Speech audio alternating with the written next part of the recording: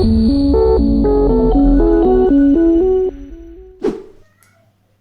Everyone, this is Kashif Nafees. स्वागत है आपका नाइस टेक एजुकेशन मेरे इस चैनल में। आज के इस वीडियो में हम डिस्कस करेंगे इंटरनेट बैंकिंग से रिलेटेड एक सुविधा के बारे में। जितने भी लोग व्यवसायी हैं, जितने भी लोग ऑनलाइन बिजनेस वगैरह कर रहे हैं, जितने भी लोग व्यापार में हैं, उन सब के लिए बड़े काम का है। अगर आप ऑफिस में काम करते हैं, वहाँ पे भी आपको पेमेंट इधर से उधर भेजनी होती है या मंगानी होती है, तो ऐसे सिचुएशन में जब बड़ा अमाउंट इधर से उधर ट्रांसफ़र करना होता है, तो ये जो सुविधा है इसे जानना बहुत ज़्यादा ज़रूरी है आपको। उसके अलावा जितने भी लोग नेट बैंकिंग से रिलेटेड या इंटरनेट बैंकिंग के बारे में कुछ स्टडी कर रहे हैं, समझना चाहते हैं, तो ये एक बहुत बड़ा जीके है। ध्यान से इसको समझिएगा, सुनिएगा।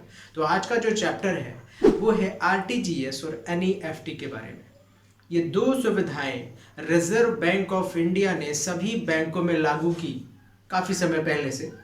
और ये ऐसी सुविधा है, जब पुराने समय में बैंक ऑनलाइन नहीं था, तब पुराने समय में एक कॉपी में सबके बैलेंसेस को लिख करके और उनकी पासबुक में बैलेंस को लिख करके दे दिया जाता था। मतलब मैनुअल सिस्टम था। इंटरनेट, कंप्यूटर और कोर बैंकिंग जैसी फैसिलिटी उस समय नहीं थी।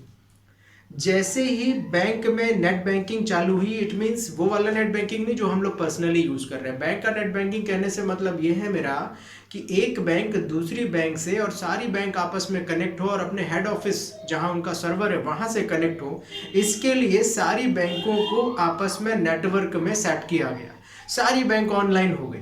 जैसे ही बैंक ऑनलाइन हो गई, तो ऑनलाइन होने के बाद ये सुविधा हो गई कि पुराने समय में जब आप एक जगह से, किसी एक शहर से, किसी बैंक से पैसा किसी दूसरे शहर की दूसरी बैंक में ट्रांसफ़र करने की कोशिश करते थे, तो बड़ी दिक्कत होती थी। मनी ऑर्डर सिस्टम चला करते थे और भी कई सारे अलग अलग वाउचर्स भरे जाते थे, जिसके माध्यम से पैसा यहाँ से वहाँ ट्रांसफ़र होता था और समय लगता था।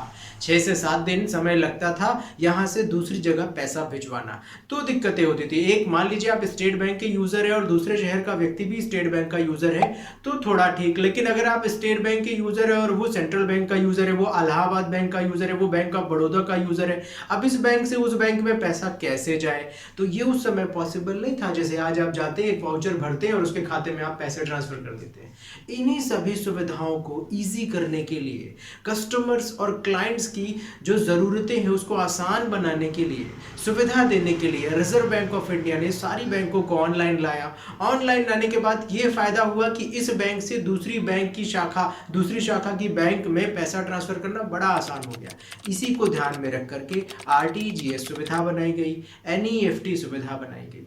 ये एक फैसिलिटी है बैंक की तरफ से दिया हुआ हमें, जिसके माध्यम से आप बड़ा सा अमाउंट एक जगह से दूसरी जगह ट्रांसफर कर सकते हैं। अभी आपके पास, सभी के पास फोन में यूपीआई सिस्टम है, फोन में नेट बैंकिंग है, उसके अलावा आपके पास यूपीआई एप्स हैं जिसमें फोन पे, गूगल पे और भी इस तरह के बहुत सारे एप्लीकेशंस आप इस्तेमाल करते हैं पेमेंट ट्रांसफर के लिए। लेकिन क्या आप 2 लाख रुपए, 5 लाख रुपए ट्रांसफर करना चाहते हैं एक व्यक्ति अपने खाते से किसी दूसरे व्यक्ति के खाते में, तो ये फोन पे और गूगल पे के माध्यम से नहीं होगा। उसमें एक लिमिट सेट की गई है कि आप इतनी लिमिट तक ही अमाउंट एक जगह से दूसरी जगह भेज सकते हैं। तो ये उसमें छोटी अमाउंट के लिए छोटे छोटे एप्लीकेशंस बनाए गए हैं। बड़ी अमाउंट के लिए क्या किया जाए, तो आप जान लीजिए। पहले मैं आरटीजीएस को एक्सप्लेन करूं। आरटीजीएस जो ऐप एक फैसिलिटी है, आरटीजीएस जो फैसिलिटी है, ये फैसिलिटी बैंक ने हमको दी है जब आपको 2 लाख से लेकर के जितनी भी बड़ी राशि के बीच की राशि अगर आप किसी को ट्रांसफर करना चाहते हैं, अमाउंट आप ट्रांसफर करना चाहते हैं,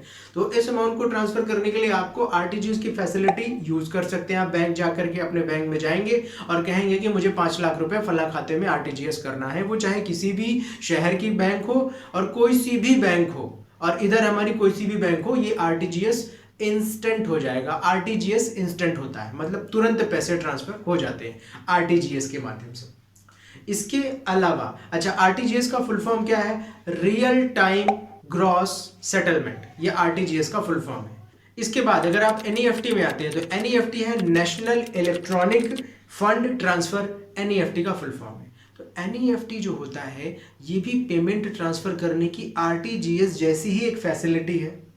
इसमें न्यूनतम 1 रुपए और इससे अधिकतम कितना भी अमाउंट आप इसमें यूज कर सकते हैं। किसमें? एनईएफटी में। अब दोनों में माइनर सा डिफरेंस है। डिफरेंस ये है कि एनईएफटी के सेटलमेंट में 2-4 घंटे लगते हैं, मतलब पेमेंट यहाँ से वहाँ जाने में, सेटलमेंट होने में 2-4 घंटे लगते हैं, लेकिन आरटीजीएस इंस्टेंट हो जाता है। आरटीजीएस की एक लिमिट है कि 2 से 10 के बीच में ही आप पेमेंट ट्रांसफर कर सकते हैं, और एनईएफटी में ऊपर कोई लिमिट नहीं है, आप कितना भी बड़ा अमाउंट एनईएफटी करवा सकते हैं। तो दोनों ही सुविधा बैंकों में अवेलेबल है। ये किस लिए यूज़ की जाती है? तो इसका इस्तेमाल या इसका यूज़ किया जाता है एक जगह से बड़ी अमाउंट को, मतलब एक जगह मीन्स एक शहर के किसी खाते और बैंक से बड़ी अमाउंट किसी दूसरे शहर के किसी खाते में और बैंक में ट्रांसफ़र करना हो, तो आप आरटीजीएस का और एनईएफटी का इस्तेमाल कर सकते हैं अपने बैंक में जाकर के। और हाँ, ये भी याद रखें कि आप एनईएफटी एंड आरटीजीएस दोनों ही सुविधा को बैंक आवर्स में ही इस्तेमाल कर सकते हैं। अगर आप इंटरनेट में बैंक के नेट बैंकिंग के माध्यम से भी एनईएफटी करते हैं तो भी वो बैंक आवर्स में ही काम करेगा। मीन्स कि सुबह बैंक आवर्स वैसे तो 10-11 बजे बैंक खुलती है, लेकिन इसका टाइम सुबह 8 बजे से चालू होता है और शाम को 6:30-7 बजे तक रहता है, इसी बीच में होता है, और संडे ऑफ रहता है, तो उस दिन भी आपका एनईएफटी और आरटीजीएस नहीं होगा। ये भी एक काम की चीज़, इसे ध्यान में रखेंगे। तो दो चीज़ें मैंने आपको बताई, what is the RTGS and what is the NEFT. NEFT and RTGS bank की तरफ से दी हुई एक ऐसी सुविधा है जिसके माध्यम से आप बड़ा अमाउंट किसी दूसरी बैंक की दूसरी ब्रांच और दूसरे शहर में ट्रांसफ़र कर सकते हैं, और इसका इस्तेमाल बड़े बड़े व्यापारी, उद्योगपति, इंडस्ट्रियलिस्ट, कंपनी, ऐसे लोग ज़्यादा करते हैं, क्योंकि वो छोटा अमाउंट ट्रांसफ़र करने के लिए तो फ़ोन पे और ऐसे ही आप नेट बैंकिंग के माध्यम से कर सकते हैं, लेकिन बड़ा अमाउंट कैसे ट्रांसफ़र करेंगे तब आपको लगेगा आरटीजीएस और एनईएफटी का उपयोग। तो दोस्तों, जानकारी अगर अच्छी लगी हो तो प्लीज़ दोस्तों के साथ शेयर कीजिएगा और उनके साथ ज़रूर शेयर कीजिए। तो दोस्तों, जानकारी अगर अच्छी लगी हो तो प्लीज़ लाइक कीजिएगा, सब्सक्राइब कीजिएगा और अपने दोस्तों के साथ ज़रूर शेयर कीजिएगा जिनके लिए वीडियो काम का हो सकता है। और भी कोई नई चीज़ जाननी है तो प्लीज़ कमेंट कीजिएगा, मैं आपके साथ वो भी शेयर करने की कोशिश करूँगा। तो नेक्स्ट वीडियो में फिर मिलते हैं, तब तक के लिए हैव अ गुड डे।